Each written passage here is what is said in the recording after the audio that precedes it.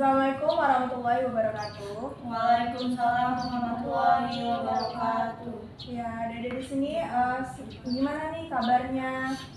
Alhamdulillah baik. Tadi kesini gimana? Ada kendala apa enggak? Enggak. Kesini pada sendiri-sendiri. Iya. Naik motor ya sendiri-sendiri. Iya. Gitu. Jadi kalian di sini mau ngapain? Udah tahu belum tujuannya? Udah. Sesi konseling. Iya. Kalian udah tahu belum sih konseling itu apa? Belum. Konseling itu adalah suatu proses pemberian bantuan. Nah, gimana yang proses konseling ini ada konselor dan konseli. Bedanya konselor sama konseli itu saya sebagai konselor. Nah, kalian itu sebagai konseli. Kalian udah tahu belum sih perbedaan konselor sama konseli itu apa? Belum. Nah, kalau konseli itu ya kalian yang sudah mempunyai permasalahan gitu. Kayak kalian datang ke sini kan kalian tuh tujuannya datang ke konselor itu kan pasti kalian mempunyai permasalahan kan. Nah, kalau konselor itu ya saya adalah orang yang sedikit mempunyai ilmu dan ahli dalam memecahkan masalah kalian, seperti kalian ini konseling saya gitu kan. Nah, kita di sini kan proses konseling kelompok ya teman-teman semua. Nah, pasti kalian ini kalau di konseling kelompok permasalahan kalian tuh hampir mirip, satu permasalahan tetapi berbeda-beda pemikirannya gitu. Nah, jadi di sesi konseling ini kita itu mempunyai banyak asas, cuman yang benar-benar harus diterapkan itu ada 3 asas keterbukaan, kesukarelaan, dan kerahasiaan. Nah, apa sih keterbukaan itu? Keterbukaan itu kayak kalian ini harus terbuka kepada saya, konselor. Kalian ini sebenarnya mempunyai permasalahan apa, agar saya juga bisa mendengarkan gitu permasalahan kalian apa gitu. Itu asas apa tadi? Keterbukaan. Nah, kedua itu ada kesukarelaan. Nah, kesukarelaan itu gimana sih? Kesukarelaan itu kayak kalian sukarela mau menceritakan apa permasalahan kalian. Nah, saya juga sukarela untuk mendengarkan apa yang kalian ceritakan ke saya pribadi gitu. Nah, yang terakhir itu ada kerahasiaan. Nah, kerahasiaan itu adalah kayak kalian ini kan punya masalah masalah kalian ini ya rahasia gitu sebenarnya kan. Rahasia yang ingin kalian ungkapkan gitu kan. Nah, di dalam sesi kelompok ini kalian nggak usah takut kalau rahasia kalian akan terbongkar kemana-mana, karena kita ini di dalam sesi konseling ini ada asas tersebut. Nah, asas tersebut itu sangat berpengaruh banget sama sesi konseling. Jadi gimana, asas-asasnya udah pada ngerti? Udah. Nah, tadi kan udah dijelasin asas-asasnya, terus konseling sama konselornya. Kalian juga udah tahu ya konseling itu bagaimana. Nah, kita perkenalan dulu kalian. Dari sini perkenalan dulu, namanya siapa? Namanya siapa nih? Namanya Abel. Evita. Cici. Nah, jadi di masing-masing kalian ini mempunyai permasalahan apa nih? Kalau dari siapa tadi? Tania sendiri gimana? Kalau dari saya permasalahan lingkungan pertemanan yang buruk. Iya, pertemanan yang buruk itu seperti apa? Yang bagaimana pertemanannya? Kayak apa ya? Setiap main keluar jam pulangnya tuh lebih dari batas yang jadi kayak pergaulan gitu ya? Ya, pergaulan bebas gitu. Kalau ini tadi siapa? Abel. Masalahnya tentang pertemanan di lingkungan yang toksik gitu Kak. Oh, toksik gitu ya, pertemanannya itu sulit banget ya. Kalau ini tadi siapa? Saya Vita. Kalau pertemanan saya diajak males-malesan. Oh, jadi terpengaruh gitu ya. Kalau ini tadi Cici? Yang saling pertemanan kurang saling memahami. Oh, jadi kayak berbentrokan ya pemikirannya. Nah, jadi kalian kan sama-sama problematiknya pertemanan ya. Nah, jadi di kasus pertemanan ini kita mau membahas siapa dulu nih yang kira-kira yang harus kita bahas? Chelsea, Tania. Oh iya, Tania tadi permasalahannya tentang apa? Tentang pertemanan di lingkungan yang buruk. Pertemanan di lingkungan yang buruk itu yang gimana sih yang menurut Tania itu tuh buruk? Kayak sebenarnya saya sudah berteman dengan mereka tuh lama. Nah, mau ninggalin mereka pertemanan ini juga berat. Tapi kalau mau terus-terusan sama mereka, saya bakal dapat banyak dampak buruk. Emangnya dampak buruk tuh yang gimana? Maksudnya Sering pulang malam, habis itu lupa waktu, terus jarang ngabarin orang tua. Oh, jadi kalau misalnya terus-terusan itu nggak bisa dan dijauhin juga nggak bisa ya? Emangnya kalau pulang malam itu biasanya kemana? Ya cuman main, nggak ada tujuan gitu. Jadi keluar-keluar aja gitu ya. Terus kayak gitu tuh orang tuanya marah apa enggak? orang tua sebenarnya marah, tapi ya saya pinter-pinter aja cari alasan. Kalau gitu biasanya kalau main itu sampai lupa nggak sih sama tugas atau Iya, nah itu salah satu dampak negatifnya. Saya lupa ngerjain tugas, terus kalau di sekolah sering ngantuk. jadi berdampak banget ya. Emangnya kalau misalnya nggak main sama teman-temannya kenapa? Dimusuhin atau gimana? Iya, saya di sekolah kayak nggak punya temen gitu. Kalau nggak ikut main Iya, gitu, jadi ikut pulang introvert malam gitu. Emangnya teman-temannya itu kalau nggak main sehari kenapa? Kalau misalnya kita mainnya kan mindsetnya diubah nih, kayak misalnya kemarin mainnya sampai jam 12 malam, terus nanti kita ganti nih teman-teman sampai jam 10 aja. Emangnya mereka nggak mau atau marah atau gimana? Iya, karena posisinya tuh udah terlalu terikat, jadi ya apapun yang temen lakuin saya ikut. Jadi kayak ketergantungan gitu ya jadinya. Sebenarnya pengen ninggalin lingkungan pertemanan ini, tapi nggak bisa, nggak susah.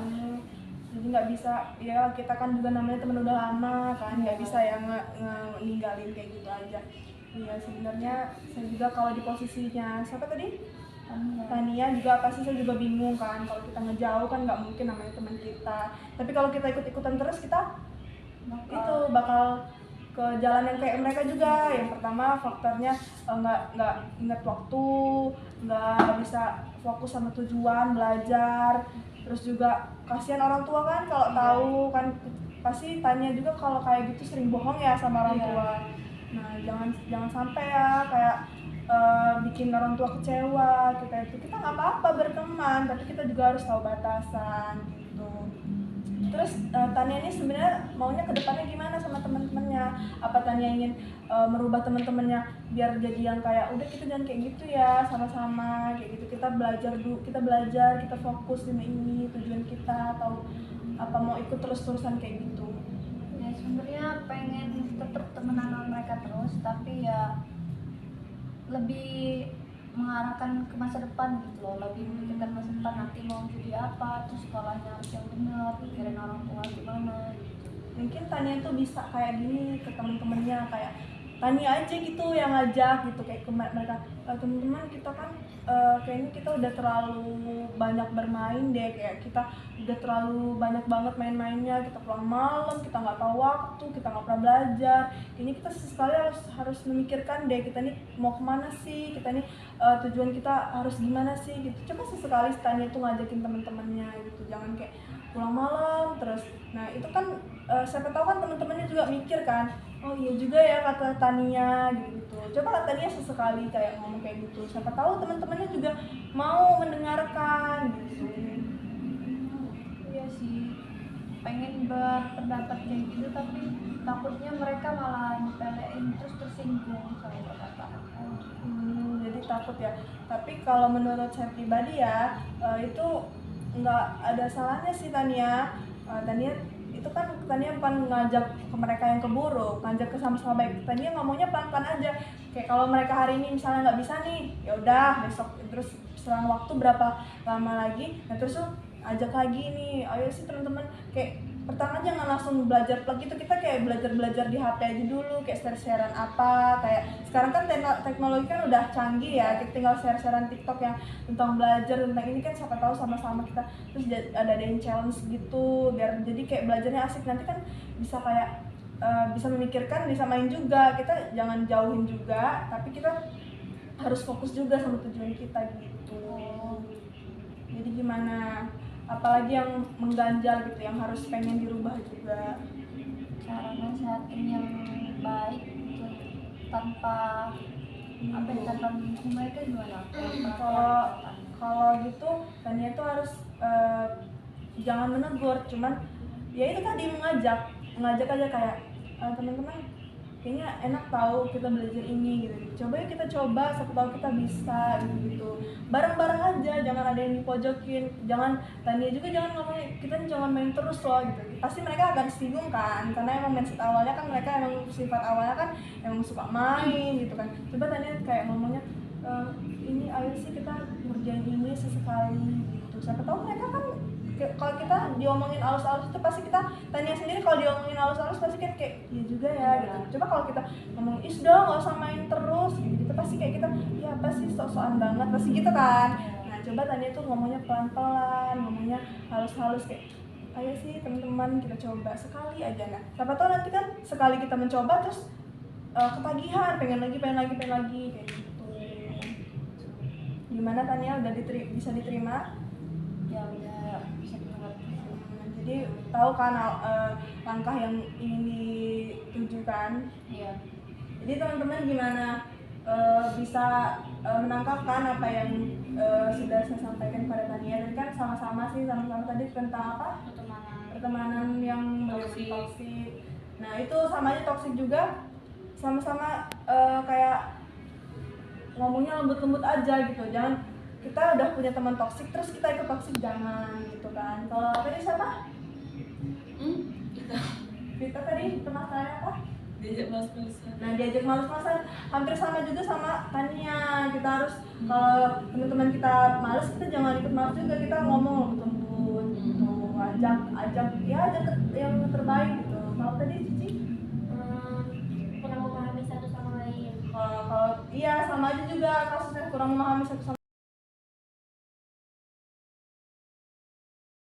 ya, sama aja Tania juga pasti kayak mikirnya kurang memahami kan, memahami misalnya si A nih pengennya main, si yang Tania pengennya yang belajar tapi sambil main biar seimbang gitu kan. Nah kita ya rubah aja gitu dari teman-temannya, kayak saling deep talk aja, nggak apa-apa, kayak ngobrol tentang masa depan. Biasanya kalau udah ngobrol masa depan tuh kita kan berpikir gitu kan, berpikir oh iya juga ya gitu. Jadi gimana teman-teman semua, apa bisa dipahami? Bisa. Nah, jadi berhubung waktunya udah mungkin cukup ya, mungkin udah pada paham juga, udah pada bisa mengambil langkah yang ingin dilangkah. Nah, jika teman-teman semua masih mungkin ada yang kurang kayak masih ada yang kurang pengen saran-sarannya, nanti kita akan melakukan sesi konseling yang kedua gitu kan. Kalau jika perlu ya teman-teman semua bisa hubungi saya lagi. Nah, yaudah kalau gitu saya akhiri aja kali ya. Nah, kalau saya ada salah-salah kata terus ada yang kurang, saya mohon maaf ya teman-teman semua, karena kan manusia biasa. Terus juga mohon maaf pada Allah juga. Nah, saya akhiri. Wassalamualaikum warahmatullahi wabarakatuh. Waalaikumsalam warahmatullahi wabarakatuh.